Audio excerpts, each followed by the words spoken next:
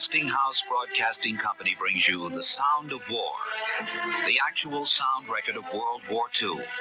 2,191 days from the time Hitler's Panzer divisions moved across the Polish borders to the ceremony of the Japanese surrender aboard the United States battleship Missouri in Tokyo Bay.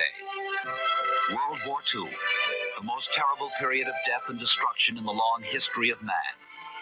World War II, a drama preserved for all time through the medium of radio, an era never to be forgotten. Tonight, Sitzkrieg, the Phony War.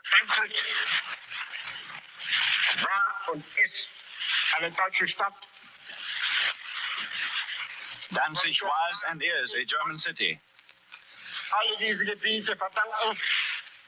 You are listening to Adolf Hitler. He is speaking in Berlin. It is less than 30 days since German Panzer divisions moved across the Polish borders on September 1st. Hitler's legions had introduced a new word in the language of warfare. Blitzkrieg, lightning warfare. It is now September 29th. 12 days before, Russian armies, adhering to the terms of the Moscow Pact, signed 8 days before the German attack on Poland, moved across Polish borders from the east. The squeeze was on.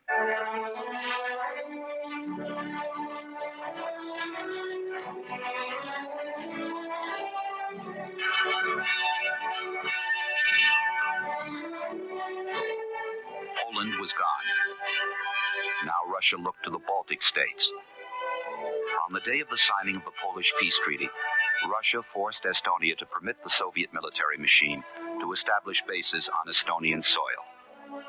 Similar treaties were signed within 2 weeks with Latvia and Lithuania. But what about Finland? Independent, freedom-loving Finland. Finland, a land of 65,000 lakes, of white-covered lands. Finland, a picturesque Christmas card inhabited by strong men of goodwill, of courage.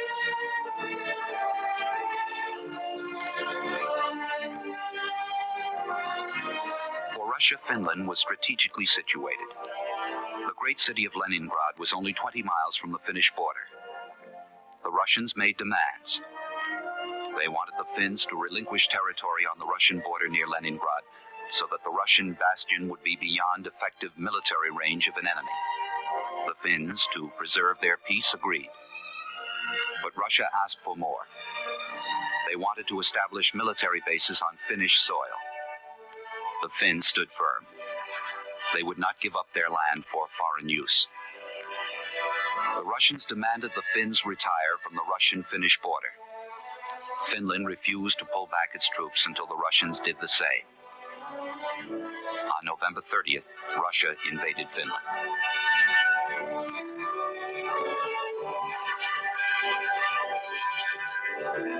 "100,000 Russian troops moved across the Finnish borders.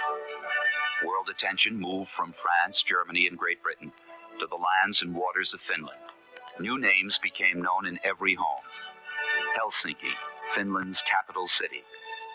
The Mannerheim Line, a magnificent series of fortifications named after Finnish Commander-in-Chief, Field Marshal Karl von Mannerheim.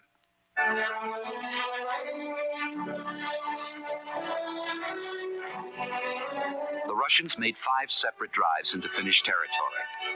They outnumbered the gallant defenders by 50 to 1. But as Germany introduced Blitzkrieg to the world, the Finns introduced another new form of war. The Silent War. Heavily armed Finnish ski patrols, their white uniforms blending into the snow of the countryside, darted and probed the Russian invader into helpless confusion. In London, Winston Churchill watched. Only Finland, superb, nay, sublime. Sublime in the jaws of peril. Finland shows what free men can do.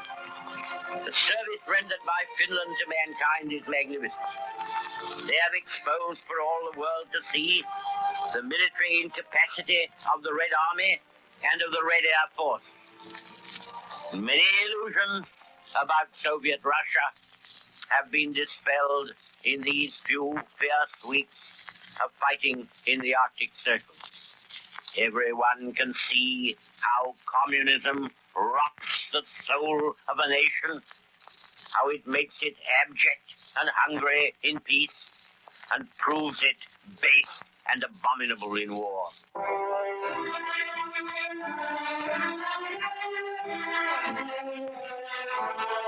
In the United States, there was much sympathy for the Finnish people and the Finnish nation. Finland, the nation that had fully paid its World War I debt to the United States. Finland, the country that President Roosevelt called in a major speech so infinitesimally small it can do no injury to the Soviet Union. Finland, its heroic defenders immortalized by Robert Sherwood's 1941 Pulitzer Prize-winning play, There Shall Be No Night. Finland, small, heroic Finland, soon to be overcome only by the avalanche of massive Russian manpower and armor.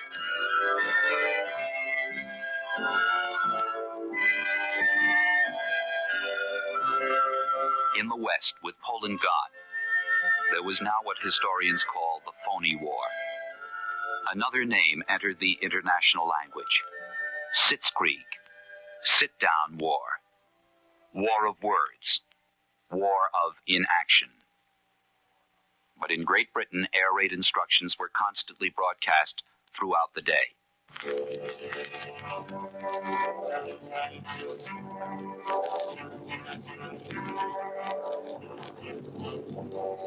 government have given instructions for the following important announcements. Closing of places of entertainment. All cinemas, theaters, and other places of entertainment are to be closed immediately until further notice. In the light of experience, it may be possible to allow the reopening of such places in some areas. They are being closed because if they were hit by a bomb, large numbers would be killed or injured. Sports gatherings and all gatherings for purposes of entertainment and amusement, whether outdoor or indoor, which involve large numbers congregating together, are prohibited until further notice. This refers especially to gatherings for purposes of entertainment. But people are earnestly requested not to crowd together unnecessarily in any circumstances. Air raid warning. As from now, no hooter or siren may be sounded except on the instructions of the police. In the event of threatened air raids, warnings will be given in urban areas by means of sirens or hooters, which will be sounded in some places by short intermittent blasts, and in other places by a warbling note changing every few seconds.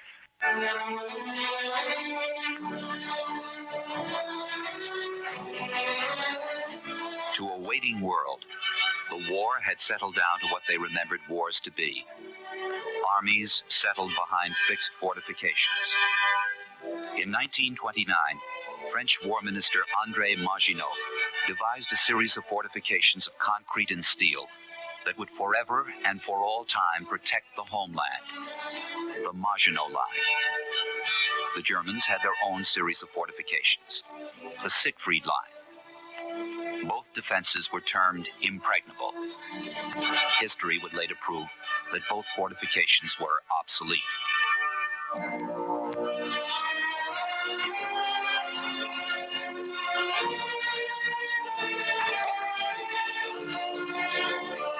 As Christmas 1939 neared, great news was building up for the British Empire. The place, Montevideo, Uruguay. In the harbor of the Rio de la Plata, 3 British cruisers with the majestic-sounding names Ajax, Achilles, and Exeter tracked the pride of the German Navy, the pocket battleship Graf Spee. It is Sunday, December 17, 1939. And the Graf Spee, wounded by the British warships, has been ordered out to sea by neutral Uruguay. Graf Spee Captain Hans Langsdorff knows his ship is badly wounded. Outside the harbor, the British cruisers circle and wait. It is 6 p.m. The scene is an incongruous one. On the shore, more than 300,000 spectators watch, awaiting the impending duel. The Graf Spee weighs anchor and moves to the open sea. Suddenly, the massive German pocket battleship slows, then stops. In the United States, radio programs were interrupted by the excited voice of an announcer who broadcast the flash over the crackling imperfections of transocean radio. We interrupt our regular program to bring you a special broadcast. We take you now to Montevideo, Uruguay. The Graf Spee explodes 5 miles from the coast. The ship has been scuttled. The Graf Spee had been scuttled. Now an eyewitness to the last of the drama. The ship is moving, rolling from side to side. There goes another explosion. The after turret has gone up. She's going down. She's going down by the stern. The stern is completely underwater. Flames are still shooting up into the air. Smoke. When it was over, there was jubilation throughout the English-speaking world. From the British cruiser Exeter, there were many heroes. Here is a gunner, a day after the attack. Dawn had just broken when we were woken up with a bugle calling action station, and we tumbled out and there was a wild rush to station. Some of us were in pants and shirts, while others were in overalls, because a few of the fellows sleep in these. Anyhow, there was every sort of rig out you could think of. Now a midshipman aboard the badly bruised Exeter. It was about 6:15, and one of the finest days I'd ever seen, with a clear sky and a calm sea. My action station was officer of the 4-inch gun quarters, and when I had reached my proper billet, the enemy had opened fire on us. I could see her on our starboard beam. We thought she was the sheer. As I watched her, I saw 6 jets of flame leap from her 11-inch guns. After a short interval, I saw the results of these jets, as fountains of water suddenly rose up near us. As no orders had come through from the control to load the guns I was in charge of, because the enemy was out of range of them, I ordered the guns crews to rig hoses and wet the decks. We were still doing this when I saw the Marines' turret being hit. Now Captain Bell of the Exeter. What did we do on that Wednesday morning? Nothing very much, really. But that which every officer and man is so accustomed to do, that it is really second nature to it. In London, First Lord of the Admiralty, Winston Churchill. Ladies and gentlemen, the news which has come from Montevideo has been received with thankfulness in our island and with unconcealed satisfaction throughout the greater part of the world. The pocket battleship Graf Spee, which has been for many weeks preying upon the trade of the South Atlantic, has met her doom.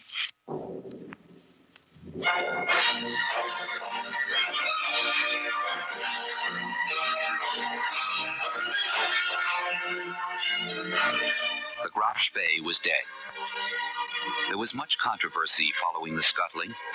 Naval experts the world over condemned Chancellor Hitler for ordering the end of the great ship while she was still able to travel at great speed, while still able to fire her massive power. For Graf Spee Captain Longsdorff, there was a similar end. 3 days after his ship went down in the waters of Montevideo, he performed a ceremonial suicide. He wrapped around him the flag of the old Imperial Navy. Then Longsdorff, veteran of Jutland, put a bullet in his head.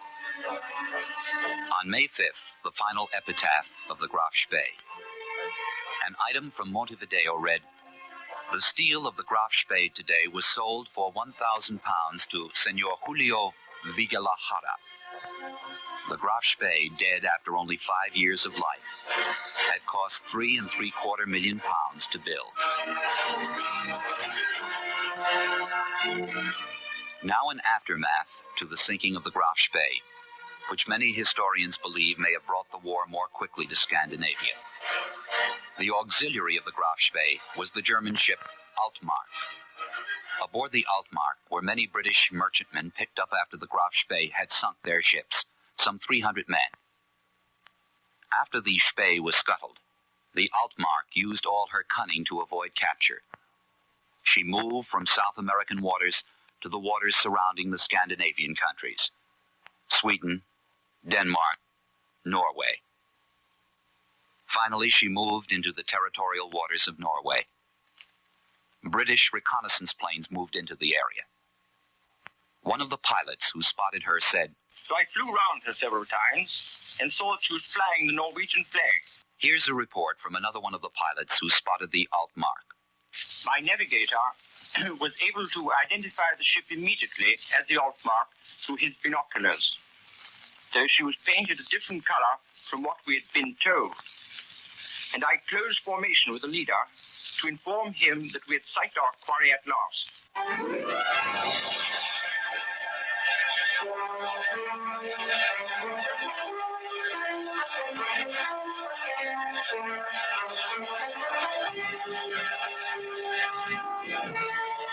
On February 16, 1940, His Majesty's ship Cossack intercepted the Altmark. 2 Norwegian gunboats signaled the Cossack that the Altmark had been searched and been found empty of prisoners. Winston Churchill personally wired the Cossack captain to make certain. That evening, a Cossack boarding party went aboard the Altmark. They found 299 British prisoners. Here is one of them. "I cannot find words to express our admiration for the magnificent seamanship and bravery of all those engaged in our rescue." Now the aftermath of the recapturing of the Altmark prisoners. In Germany, Chancellor Hitler watched with concern the movements of British ships in Scandinavian waters. The reason? Neutral Norway and neutral Sweden were important keys to the German war effort. Sweden's great iron ore deposits were Germany's main source of supply for the industrial Ruhr war plants. In winter, ice-locked Swedish ports forced the shipments to go through the Norwegian port of Narvik, where German ships transported the ore to the homeland. Almost since the war's beginning, First Admiralty Lord Winston Churchill pleaded for the mining of the Norwegian territorial waters to prevent the unhampered movement of German ships. Fearing world scorn if they brought the war to neutral Scandinavia, the British government turned down 12 Churchill warnings. But now the Altmark action off Norway brought fear to Germany. An Allied takeover of Norway's ports would immobilize the Ruhr war effort. Operation Weser is planned, the takeover of Norway. The date of the invasion, April 9th.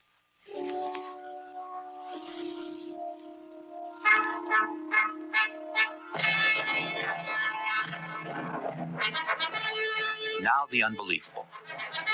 As Germany prepared for the invasion of Norway, Great Britain finally reacted to the danger.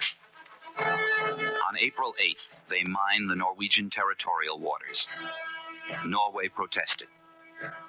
The following day, Denmark was informed by Germany that they had evidence that the Allies were about to invade Scandinavia. Hitler said, "Since the Scandinavian countries cannot adequately protect themselves, German armies would move in to protect them." The following day, Germany informed Norway of the Allied invasion. Germany, too, would come to their aid. The invasion of Norway and Denmark was underway. Here is the actual BBC announcement.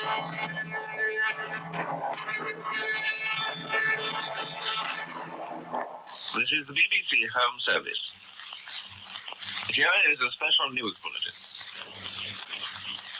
As listeners to our early morning bulletins will have heard, Denmark has been invaded by German forces, and Norway is at war with Germany. Clement Attlee, later to become British Prime Minister, spoke of the attack. The brutal, unprovoked attack on the 2 neutral, peaceful Scandinavian states shows clearly that the rulers of Germany are devoid of any respect for international law and morality. Denmark and Norway, 2 small, weak states, had done nothing which could give the Germans any cause of complaint against them, unless indeed the mere fact that these countries were the homes of highly civilized, free peoples was in itself an offense to these modern barbarians. The Phony War was over. The Germans were again on the march. Just 3 days before in Great Britain, Prime Minister Chamberlain in a major speech said, "After 7 months of war, I feel 10 times as confident as I did in the beginning. I feel that our position now is stronger against the enemy than it was in the beginning." Then came the statement that in 35 days would ring derisively through the House of Commons as his government began to fall. Said Chamberlain on April 5th. When war broke out, it was natural, since German preparations were far ahead of our own, that the enemy would take advantage of his initial superiority and attempt to overwhelm us and France before we had time to make good our deficiencies. Is it not a very extraordinary thing that no such attempt was made? Whatever the reason, one thing is certain. Hitler has missed the bus.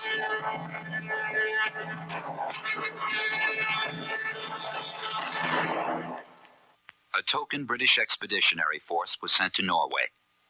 It met with disaster. Here is a British soldier just returned from Norway. See one thing about the Germans. They're not the same Germans as in the last war. They won't come close at you. They just keep popping at you from a distance. They are poor fighters, and they're dirty fighters. I saw 20 Norwegian Red Cross lorries on the road between Donbass and Aldersnes being deliberately bombed and machine gunned by German aeroplanes.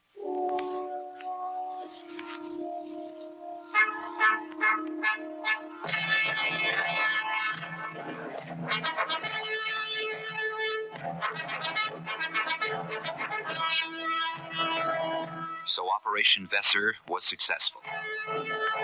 In Norway, a new name would arise that would, until the end of hostilities, stand as a symbol for treachery and treason the world over. Quisling. Vidkun Quisling.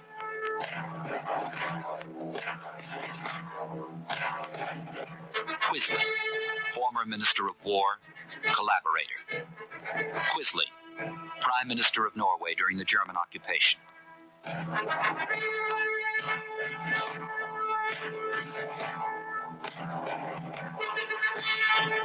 Quisling, hanged as a collaborator and traitor by his own country immediately after the war.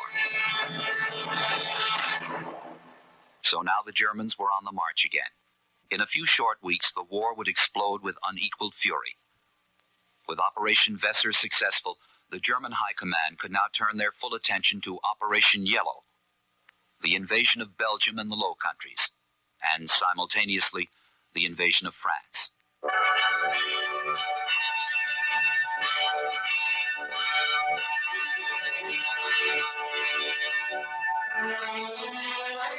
It is May 7th, 1940. In the House of Commons, there is crisis. Prime Minister Neville Chamberlain stands almost alone against the abuse of almost all the House members. The debacle in Scandinavia has all but tottered the government. There are again cries of "Speak for England," and the once calm, unperturbed Chamberlain is now shaken and defeated. One by one, the speakers call him to the mark, and he is verbally annihilated by friend and foe. The cries ring throughout the chamber. Hitler missed the bus. Hitler missed the bus. An angry Leopold Amory leaps to his feet and brings other members cheering to his side when he rings out Cromwell's famous words, "Depart, I say, and let us have done with you. In the name of God, go." And finally, the venerable, beloved David Lloyd George, in one of his last major utterances to the group that cheered him 100-fold times in the past, spoke these crushing words. It is not a question of who are the Prime Minister's friends. It is a far bigger issue. He has appealed for sacrifice. The nation is prepared for every sacrifice, so long as the nation is confident that those who are leading are doing their best. I say solemnly that the Prime Minister should give an example of sacrifice, because there is nothing which can contribute more to victory in this war than that he should sacrifice his seals of office. In 3 days, Prime Minister Neville Chamberlain would resign, and Winston Churchill would be called to kiss the hand of the king. Winston Churchill would become Prime Minister of Great Britain.